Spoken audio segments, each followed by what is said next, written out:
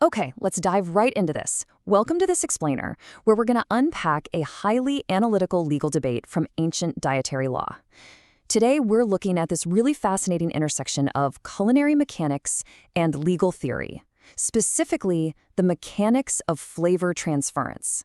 We're going to focus on the strict dietary prohibition against eating the sciatic nerve. What actually happens when that forbidden nerve is accidentally cooked right alongside permitted meat? Does just the mere presence of this nerve in the cooking pot render the entire dish completely forbidden? Well, to answer that, ancient legal scholars had to develop incredibly precise frameworks to measure physical transference, and as you'll see, their methods are remarkably rigorous. Here is our roadmap for today. First up, the question of flavor. Second, the turnip analogy. Third, seeking a legal ruling. And finally, Section 4, the definitive law. Let's get into it. Section 1, the question of flavor. Assessing the physical impact of the sciatic nerve during cooking. So before we can even look at the solution, we really need to wrap our heads around the core textual problem that these ancient scholars had to resolve. You see, when dealing with strict dietary laws, the physical boundaries of your ingredients are absolutely paramount. But what happens when you introduce heat and water and those physical boundaries start to blur? I want to pose this pivotal legal question directly to you, just like it was posed in the ancient texts. How does one actually measure if the sciatic nerve imparts forbidden flavor to the surrounding thigh? Think about the literal mechanics of cooking for a second. When you roast or boil the thigh of an animal, the juices are going to mix.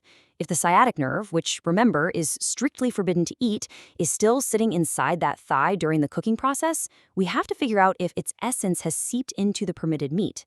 Because if it has, the entire piece of meat might be legally compromised. Just to make sure we're totally on the same page here, we need to define exactly what it means to impart flavor. In this context, it refers to the transference of taste from a forbidden food item to a permitted food item during the cooking process. You have to understand, in this legal system, flavor isn't just some culinary preference. It is a tangible, legal entity. If a forbidden item imparts its flavor into a permitted item, that permitted item adopts the forbidden status. It becomes legally contaminated. So knowing whether or not this transference actually occurs, that's the absolute crux of the whole issue. Section 2, the turnip analogy, a theoretical framework for measuring flavor transference. Faced with this totally invisible process of flavor transference, the ancient scholars needed a reliable, standardized metric.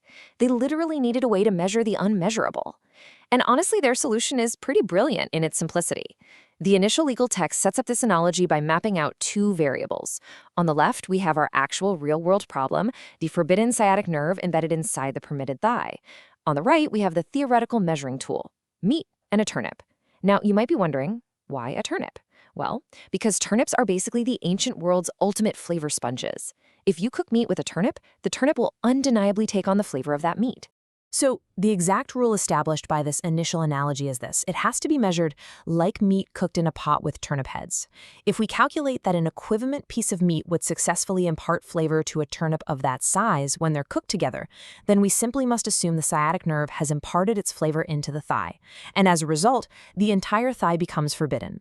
It is a highly conservative test, designed to err on the side of caution by assuming the thigh is just as vulnerable to flavor absorption as a super porous turnip.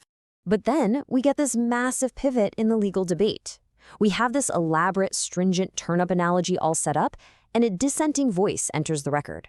An ancient scholar, the son of Rabbi Yoḥanan ben Beroka, steps in and states flatly, sciatic nerves do not impart flavor at all. I mean, this completely upends the premise of the turnip analogy. He's essentially arguing that the nerve is tasteless. Think of it more like a piece of wood or cartilage. It simply doesn't have the culinary properties to transfer anything. If it imparts no flavor, then cooking it inside the thigh poses absolutely zero risk of contamination to the surrounding meat. Section 3, seeking a legal ruling. Testing the theoretical law in a real-world scenario. Okay, so we've got two conflicting legal theories on the table. The stringent turnip analogy versus the idea of a completely flavorless nerve. How do these abstract rules actually hold up in reality? Well, the text records this fascinating little sequence of events. A man comes before Rabbi Ḥanina with a thigh of an animal that was accidentally cooked with its sciatic nerve still inside. He asks for a ruling, and Rabbi Ḥanina permits him to eat the thigh. But Rabbi Yehuda, who is sitting right at the gate, intercepts the man. He's clearly skeptical of this leniency. Maybe he's got that strict turnip analogy stuck in his head.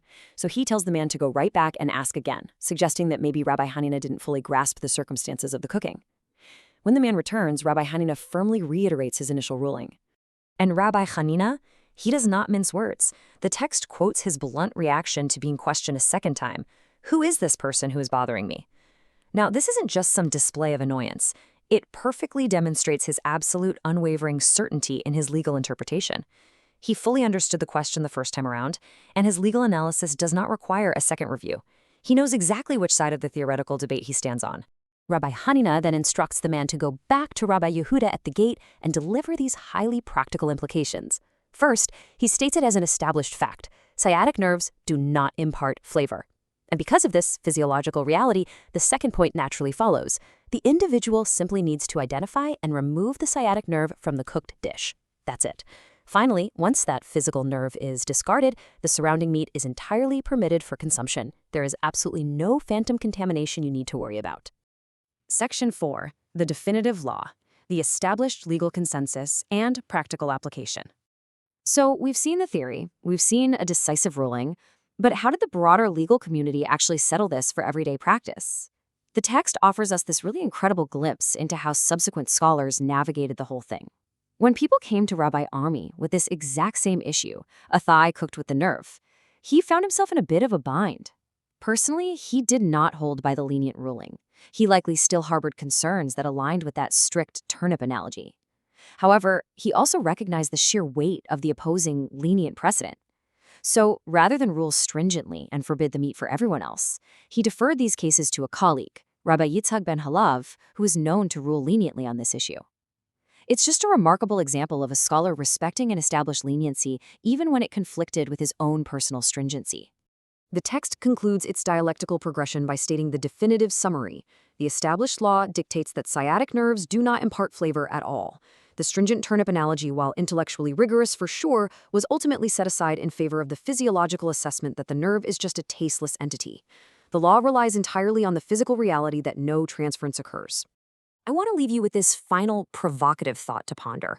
By definitively establishing that the nerve lacks flavor, how does this analytical ruling fundamentally shift our understanding of physical transference in dietary law?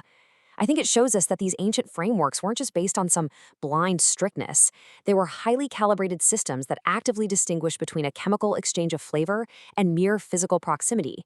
It proves that in this complex legal system, a prohibition isn't just contagious unless there is a tangible, measurable vector to carry it. Thank you so much for joining me for this explainer, and I hope this deep dive into ancient legal mechanics has sparked your curiosity.